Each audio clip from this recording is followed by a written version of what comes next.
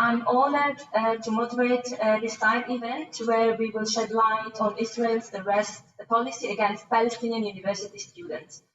We will be focusing in this side event on the Israeli detention policy against Palestinian university students, especially engaged in student-related and union-oriented activities through various student associations within universities. I encourage all of you as attendees to actively engage with our esteemed speakers during the Q&A session. Please allow me also to welcome our guest speakers who have graciously agreed to share their experience and expertise and also insights on today's topic. Each of them brings unique perspective that will enrich our discussions today. Professor Ricardo Coco, Dr. Elina, and Mr. Mansour will join us online. I hope that Mr. Ihsan Adel will make it on time because he is running a little bit late and he's waiting by the gate. So first of all, we have Mr. Erode Mansour. He is a lawyer in the Political and Civil Rights Unit with Adalah Legal Center for Arab Minority Rights in Israel. Mr. Mansour holds an LLB in Law and a BA in Political Science from Tel Aviv University, and he is a founding member and activist of the Haifa Youth Movement, and he served as the head of Al-Muntada, which is the Arab Law Students Forum in Tel Aviv University. And his valuable expertise will provide us with important insights into the political arrest of Palestinian students and of Palestinian citizens of Israel and the legal dimension of the colonial erasure of Palestinian identity. Erode, the floor is yours. Good morning, everyone. First of all, despite the fact that the name Adi and Odai mean the same thing, my name is actually Adi. So just to point that out. Yeah, I'm sorry, can I just interrupt? If Ghada, can you please turn off the camera so the speakers can actually see you? Because it's really not nice, like nicer than the wall. Oh, just one second. Yes, thank you, Ghada. Sorry, Dr. Adai. You can continue. No problem. Yeah. So first of all, thank you for the invitation and for the opportunity to speak about this topic. If you please maybe put on mute. Yes, thank you. And I think before we start to talk about the political arrests of Palestinians, the citizens of Israel, or to talk about some kind of paradigm or to analyze how these arrests and if they act in a certain theme, it's important to understand the power relations inside the Israeli universities themselves. So in order to analyze and understand the activity and the restrictions on the activity, we need to understand how the universities in themselves, as a direct manifestation of the Zionist project, producing knowledge and information that is inherently political, either in the context or the aims of the knowledge and the information. In the existence themselves, they do act in certain power relations that erase and prevent the Palestinian identity. So for example, and this is an example which is also deriving from the work that I do, but also from the activism inside Tel Aviv University, even studying law from a critical point of view to the Israeli policies is very limited. It relies very much on the larger Zionist consensus. Therefore, for example, if discussing land ownership, discussing the rights of Palestinians to return and so on, the discussion, even if it's coming from a critical point of view, this critical point of view comes from a Zionist consensus and evolves mostly, if not entirely, from 1967 occupation of the West Bank and Gaza. And therefore, the campus, the discussions in the campus, but also the campus itself as an Israeli Zionist one, is an alien place for Palestinian students. It's a place where Israeli symbols are everywhere, where the Palestinian student has to fight in order to preserve and in order to maintain and to have a collective understanding of the identity. To add on that, the existence of the campuses themselves, the material existence of the campuses and the universities. And if we take, for example, Tel Aviv University, which was built on the lands of the ethnically cleansed village of Sheikh Muannas, and even the remainings of one of the buildings, the greenhouse, which used to be the house of the sheikh of the village, served as the university's faculty club. Therefore, the erasure of the Palestinian identity is very much, in many instances, practiced through the mere existence of the universities on Palestinian lands. And therefore, the universities, in their existence, take a major role in preventing the right of return and representing the ongoing Nakba and preventing or erasing the Palestinian identity by the mere existence. And I think in this context, we should analyze the attempts to prevent student activities and oppress Palestinian students. And in this intervention, I would like to analyze according to two themes: actions that are taken by the universities themselves, preventing activities, and so on, and also actions taken by the official authorities, either through law enforcement agencies or the intelligence and so on. And I would start with the latter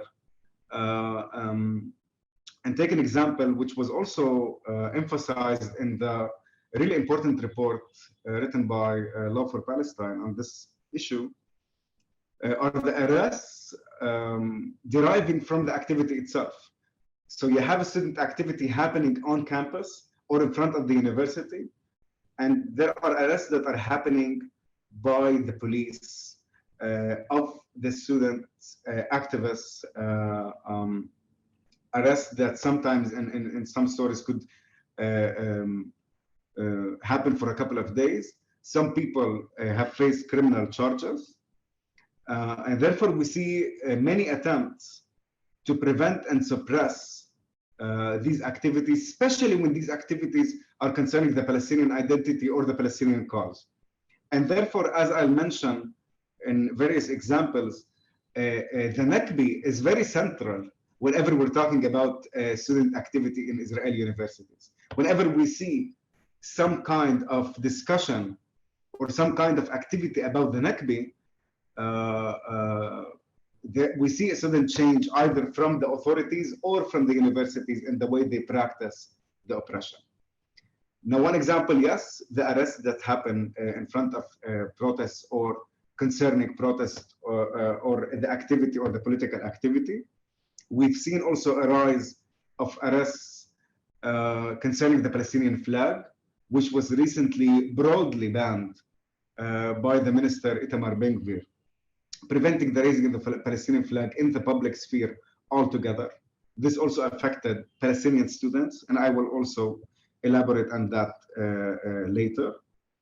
We see also actions taken by authorities trying to prevent the ceremonies or the activities them altogether. One of these examples is the example of the Nakba ceremony happening at Tel Aviv University last year, which the police tried to prevent in order to allow an extreme right fascist movement called Im Tirtzu to have their activity instead of the Nakba ceremony.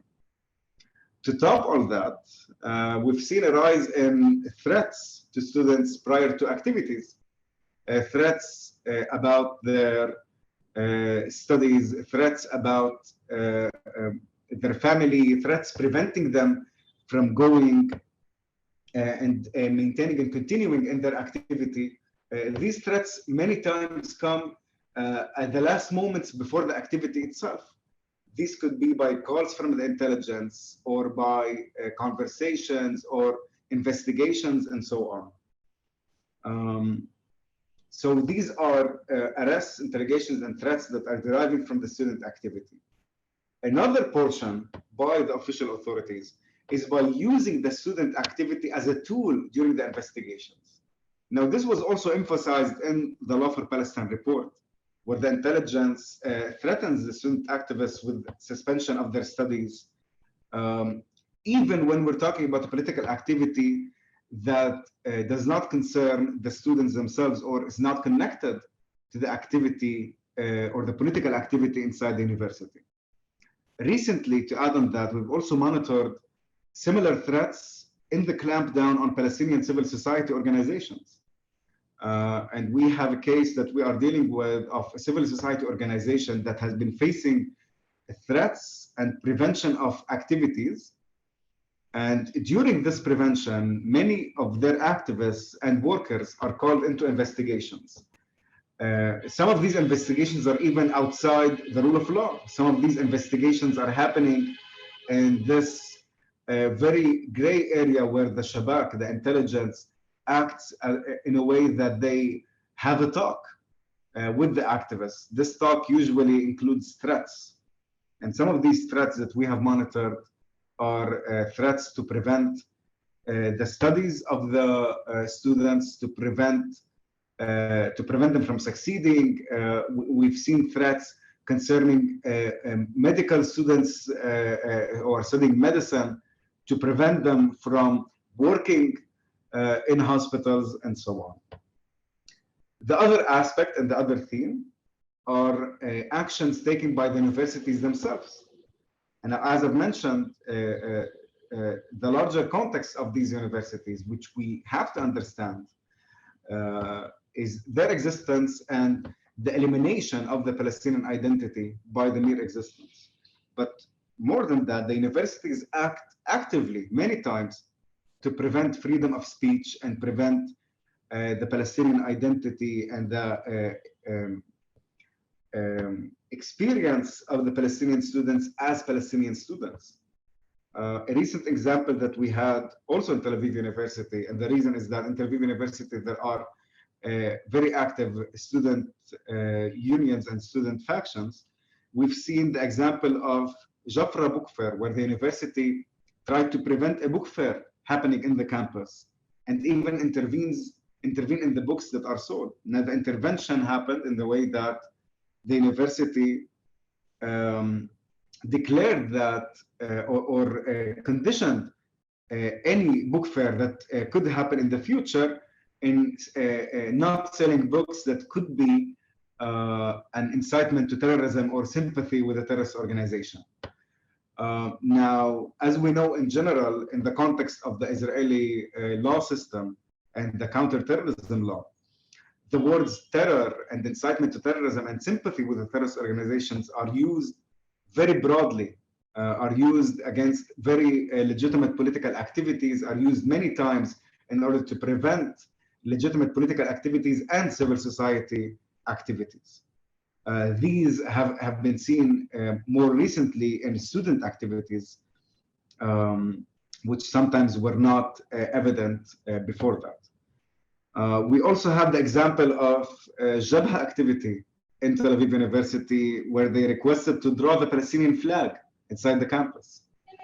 And the university decided to prevent that activity for reasons that this activity is not suitable or could not be done inside the university and should only be done outside the campus. And therefore, we see how the campus itself is depoliticized in that sense that only the political spectrum accepted inside or within the Israeli consensus is allowed in the campus. So the campus, which is supposed to be a university campus that is free, that allows free ideas and information to flow and freedom of speech for their students, whenever we're talking about something that is connected directly to the Palestinian identity, this activity is prevented.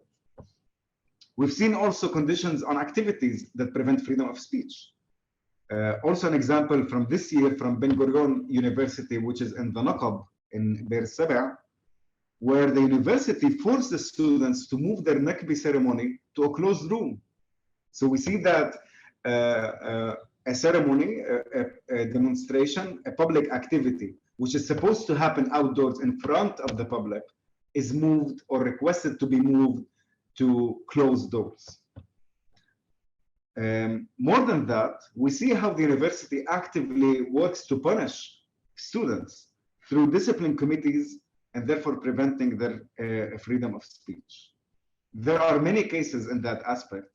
And some of these cases that I would like to stress are the cases of an Egyptian lecturer who visited Tel Aviv University in 2018, and a group of Palestinian students interrupted his lecture, stating a political statement that his visit to Tel Aviv University is an act of normalization. The university, through the discipline committee, requested that these students would be kicked out of the university, and Adalah represented these students in that manner, and eventually these charges were dropped. We had another case last year, the case of a student in Bir Saba, where she quoted a poem by Mahmoud Darwish in the Nakba ceremony. And the university suspended the student for her remarks during the ceremony. And this is important as another example where not only the political activity or the speech, even the language and the culture itself is being prevented from the public sphere of the university. Other cases were the case of two students from Haifa University in 2014 that they've also organized an activity inside the university for the Nakba.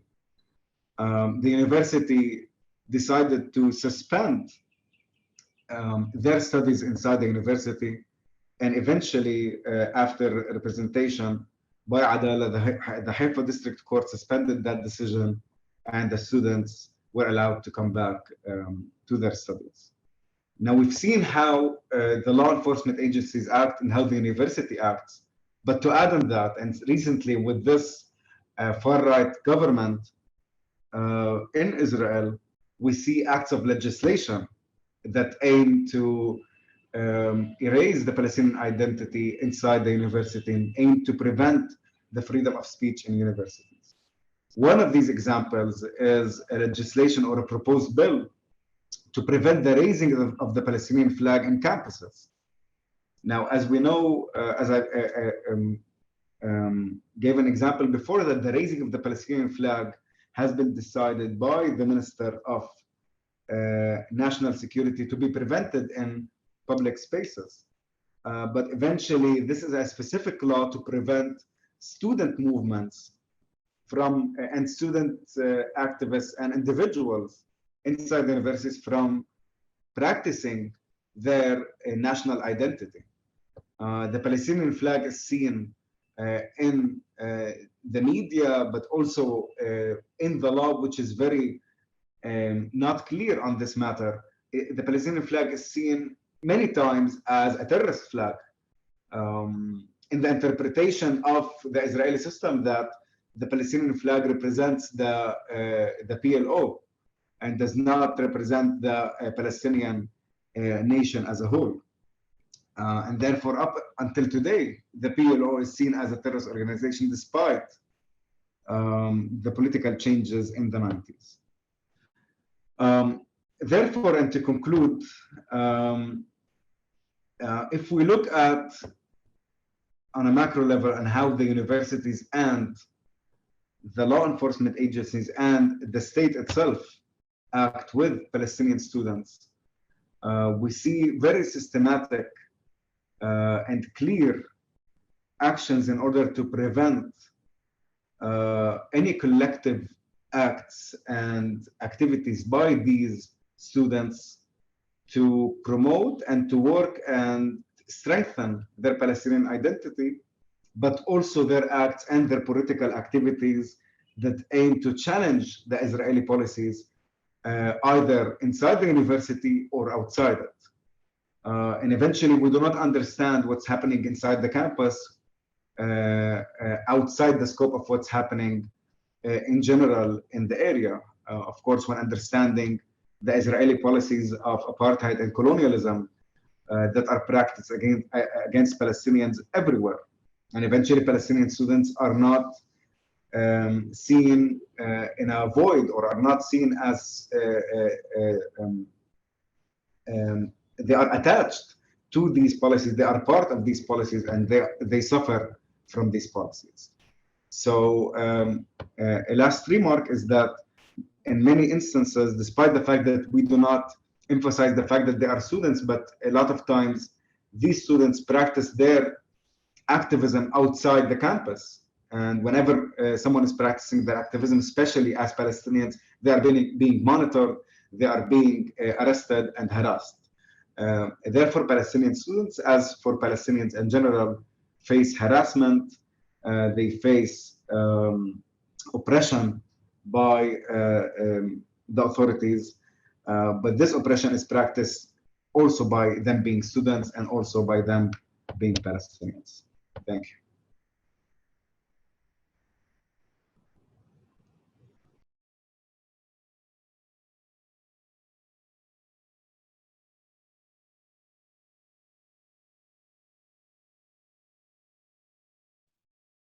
Thank you so much. Ghada, can you unmute yourself so we can hear?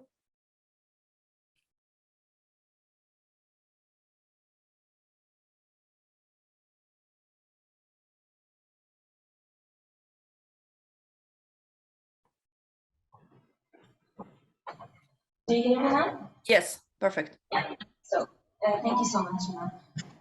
Our second speaker is Dr. Elina Steiner. She is an accomplished international human rights lawyer. She's an academic and expert based in the evaluating Guernsey. She has held the position of Chair Rapporteur of the UN Working Group on Arbitrary Detention, actively contributing to the issuance of more than 400 opinions on cases involving arbitrary detention of liberty worldwide. Currently, Dr. Steiner serves as an elected member of the UN Subcommittee on the Prevention of Torture. She will be focusing on the arbitrary detentions of the Palestinian students and will unveil working group findings and the potential of crimes against humanity. Dr. Steiner, we are very happy having you with us, and the floor is yours.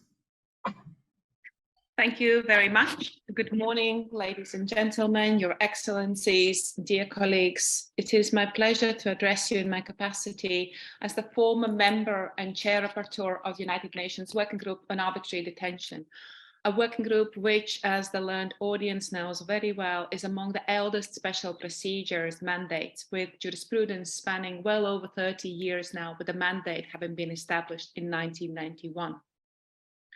This is a very rich jurisprudence, as the working group, the same as all other special procedures, have a truly global coverage, because all special procedures, including the working group, derive the mandates from the Human Rights Council, and through this, from the very Charter of the United Nations. All states worldwide fall under the jurisdiction of the working group.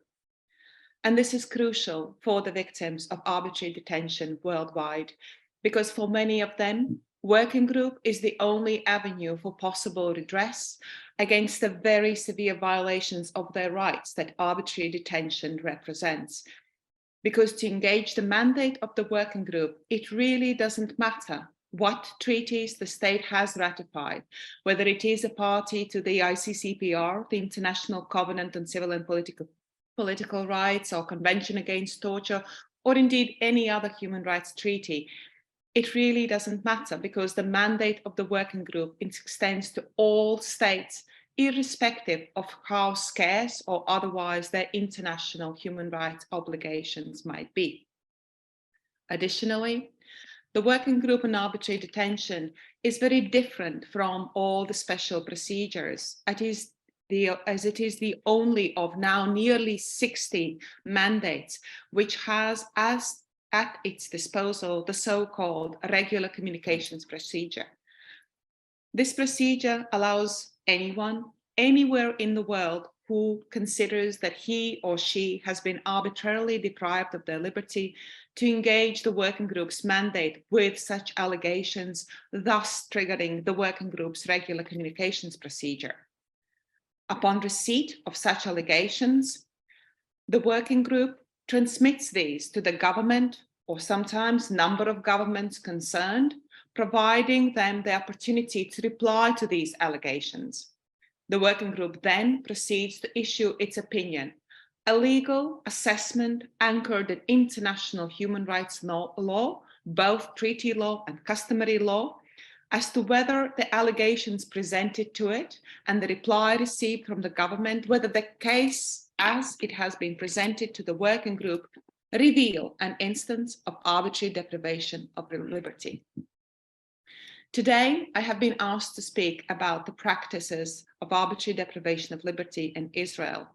And regrettably, Israel and its practice of detaining Palestinians is a constant feature of the working group's jurisprudence pretty much since the very establishment of the working group.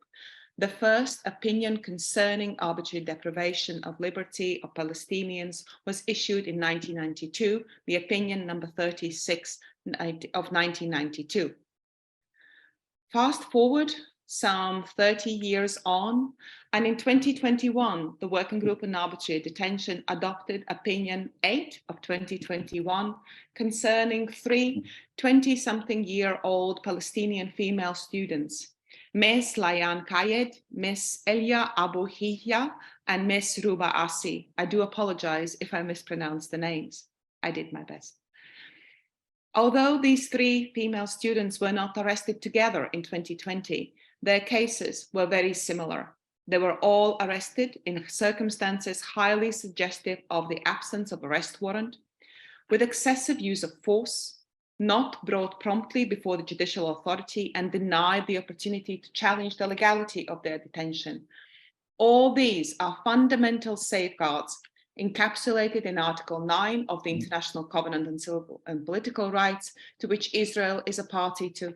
These are fundamental safeguards against arbitrary deprivation of liberty.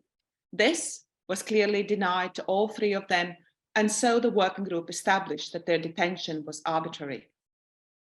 Moreover, the working group concluded that all 3 students were clearly detained to being part of a student group at Birzeit University and peacefully exercising their freedoms of expression, peaceful assembly and association, and so the working group declared their detention to be arbitrary also on that basis.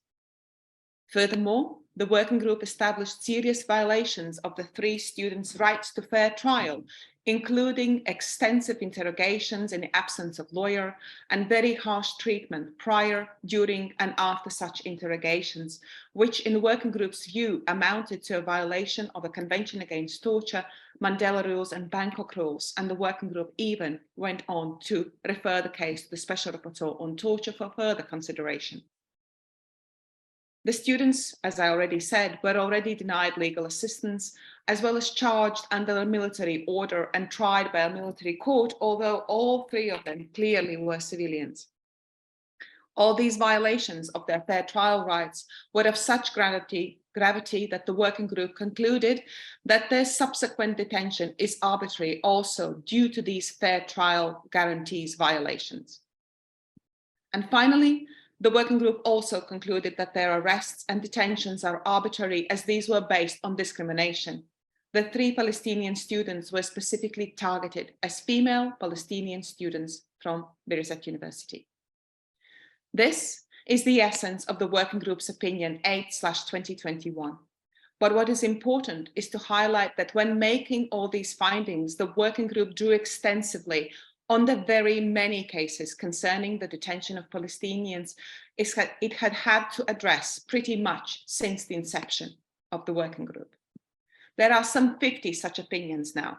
So the jurisprudence of the working group is, regrettably, bountiful and rich, but also very settled, as most of these cases follow the same pattern throughout the 3 decades.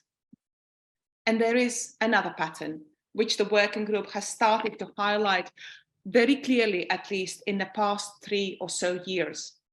And this is the consistent failure of the government of Israel to engage constructively with the working group. As I said at the start of my intervention, upon the receipt of allegations, the working group always writes to the government concerned to present it with the allegations made and to allow the government the possibility of response. The government of Israel with only a small handful of exceptions, has consistently refused to engage with the working group. Of course, this has led to the working group adopting opinions in the absence of government's response, but also gives a certain indication. This, coupled with a very clear pattern of arbitrary detentions of Palestinians spanning across 3 decades now, has led the working group to conclude, and I quote, that under certain circumstances, widespread or systematic imprisonment or other severe deprivation of liberty in violation of the rules of international law may constitute crimes against humanity. This is a conclusion that the working group has now been consistently recording for at least past 3-4 years, repeated most recently in one of the latest such opinions, opinion number 68 of 2022. Let me conclude my very brief intervention today by making it absolutely clear that the working group does not employ such words lightly or often. So when it does, rest assured, this is a conclusion of careful, extensive deliberation on the basis of clear and consistent pattern of arbitrary deprivation of liberty, clearly evident from the whole jurisprudence of the working group on arbitrary detention. I thank you.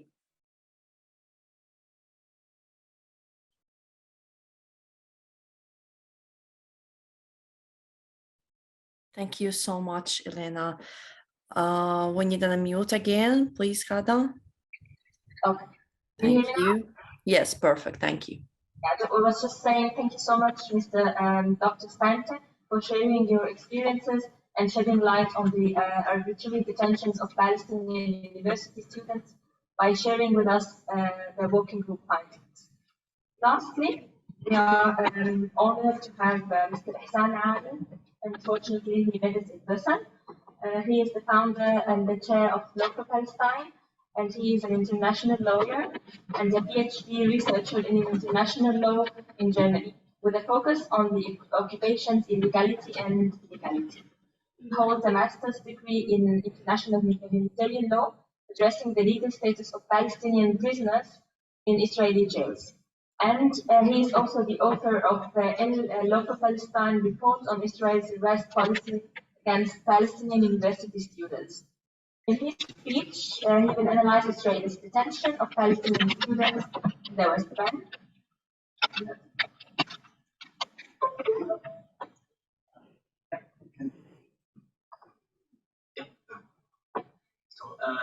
Thank you so much. Thank you, Ghada, and a warm welcome to all our esteemed audience. I would like to express my gratitude to our special guests, Erode and Elina, for joining us today. Our report, Israeli Arrest Policy against Palestinian University Students, highlight 214 documented arrests of Palestinian university students between January 2019 and October 2022. In my intervention, I will focus on student arrest of student-related and union-oriented activities, ranging from cultural events to student body elections. These activities are seen as a threat to the occupation, resulting in the targeting of students by Israeli forces.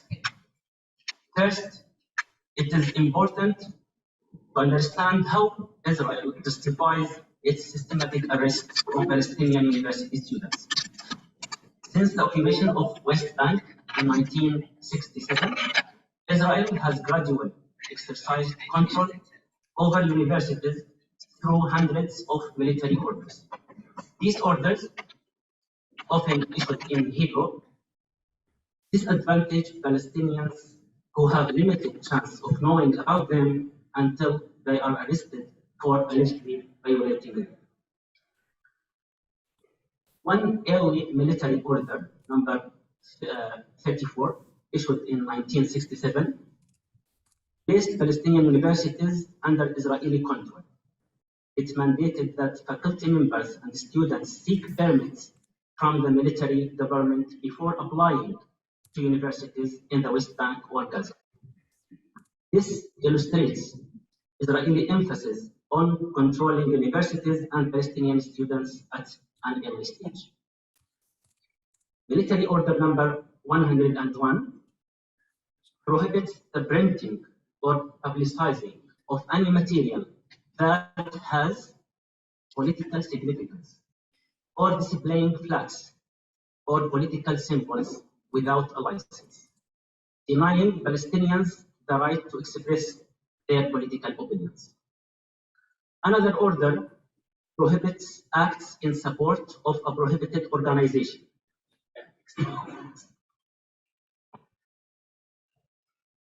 So another order prohibits acts in support of a prohibited or an illegal organization, which includes nearly all Palestinians or all Palestinian political groups. The prohibition includes words of sympathy, flag display, voicing slogans. Like this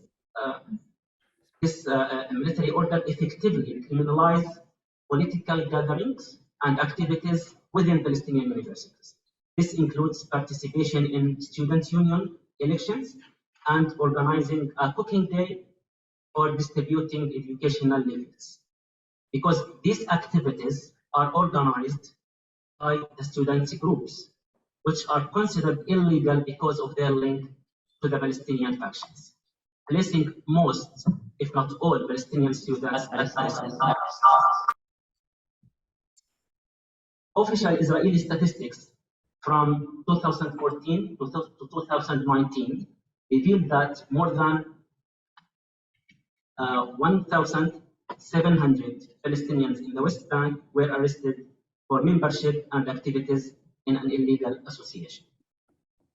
So this was about the military orders in which Israel justifies its arrest of Palestinian university students. Now I will highlight a few examples of indicted university students and the justifications for their arrest under the board language of military orders. For example, Layan Khalid, you can see her picture. She's a Birzeit University student. She was arrested in 2020 for participating in a student march, presenting a falafel dish at a student activity organized by the student group, and participating, which is considered illegal, and participating in a political event at a book fair. She received a 16-month prison sentence and was recently rearrested. Now she's in prison. Anas Shtayeh, a student at An-Najah University in Nablus, was arrested for being present in an illegal meeting, affiliation with a banned organization, and providing services to an illegal gathering. 3 years after his release, he was arrested again for wearing a green scarf. A symbol associated with a prohibited Islamic bloc, which is announced illegal by Israeli military commander. Other indictments listed violations of membership and activities in prohibited organizations. The details included participating in religious sessions, organizing festivals for new students or graduates, and printing educational materials for students in a print office affiliated with a prohibited organization. It's worth noting that university students in the West Bank are often arrested at Israeli military checkpoints or from their homes and villages in Area A of the West Bank, which is supported to be under the control and authority of Palestinian Authority, according to the Oslo Accords. Lastly, it's important to understand how the arrest of university students serves as a tool to erode Palestinian identity and consolidate Israeli colonialism. As put by Francesca Albanese in her 2023 report, the UN Special Rapporteur on Palestine, in a settler colonial context, and an apartheid regime, any display of collective identity and reclaimed sovereignty from the subjected people represents a threat to the regime itself. Historically, colonizers aimed to erase the original culture and history by making it difficult for indigenous people to express themselves and their right to self-determination. And indeed, the Israeli arrest policy clearly proves this. Suppressing Palestinian identity and their political struggle for their right of self-determination is a prominent and systematic method used by Israel. This is demonstrated in how the Israeli arrest policy escalates based on the political situation and not individual acts, as seen in the mass arrest of Palestinian students during the first Intifada in 1987 and prior to the 2006 election. And in July 2021, a mass arrest campaign targeted students at Birzeit University due to their visit to a recently demolished Palestinian family homes. Israel targets politically empowered university students as they are likely agents of resistance and thus pose a threat to the settler, colonial, and apartheid regime.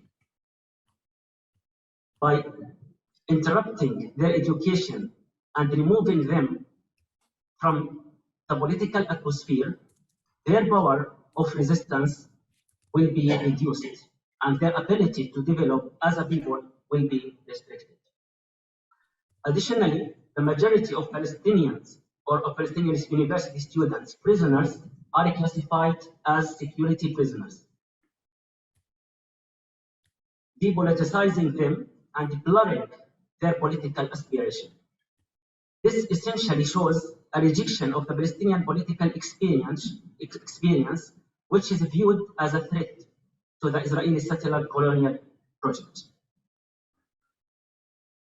So I will stop here. Thank you so much for your attention.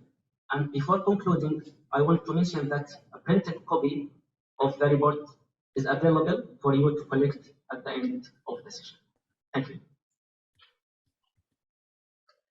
Thank you so much, Ihsan, and thanks to all our distinguished guest speakers for sharing their valuable insights with us. Professor Poco unfortunately won't be able to join us due to some technical difficulties, so I would like to open the opportunity for the Q&A session. You have the opportunity to engage in that session, and we invite you actively to participate by asking questions. I ask you kindly if you have any questions to raise your hand so that I can see.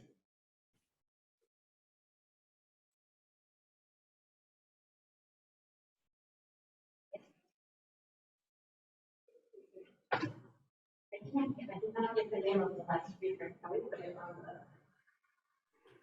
the... Yeah.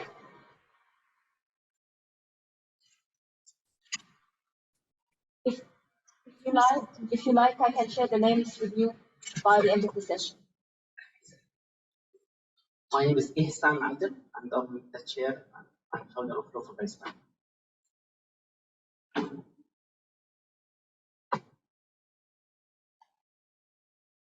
Any questions?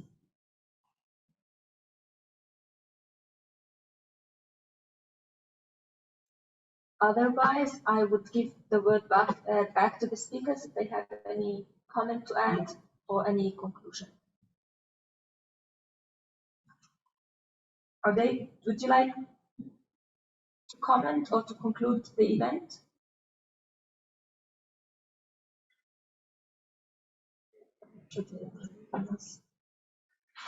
Can you hear us? Just thanks for having us, and it was a great opportunity and a great session. Thank you, Adalah. Dr. Elina? Thank you also from my side. Thank you for including, and thank you for following the jurisprudence of the working group on arbitrary detention. Thank you.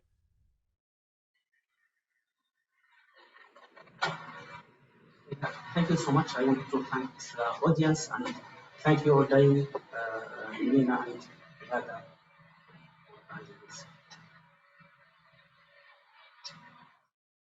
So On behalf of the organizers and the entire team, I extend my heartfelt thanks to all of you for being part of the event and wishing you a great afternoon and a fruitful week.